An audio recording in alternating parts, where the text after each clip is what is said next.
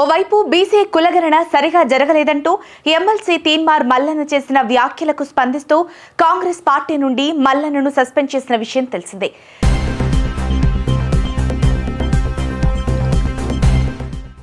ఇంతలోనే మాకు అన్యాయం జరిగిందంటూ కాపులు సమావేశం అవటం చర్చనీయాంశంగా మారింది. విహెచ్ నివాసంలో కాపుల సమావేశం అవ్వడం హాట్ టాపిక్ గా మారింది. కాపులంతా బల ప్రదర్శనకు సిద్ధమవుతున్నట్లు తెలుస్తోంది. కులగణనలో అన్యాయం జరిగిందంటున్నారు కాపు నేతలు.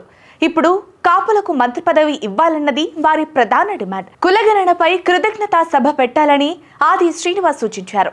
మంత్రి పదవి ఇస్తేనే కృతజ్ఞతా సభ పెడతామంటున్నారు కాపు నేతలు. పార్టీలకు అతీతంగా విహెచ్ నివాసంలో కాపు నేతలంతా సమావేశమయ్యారు. కాపుల ఐక్యత కోసం కమిటీ ఏర్పాటు చేశారు. అన్ని పార్టీలకు చెందిన నేతలకు బాధ్యతలు అప్పగించారు.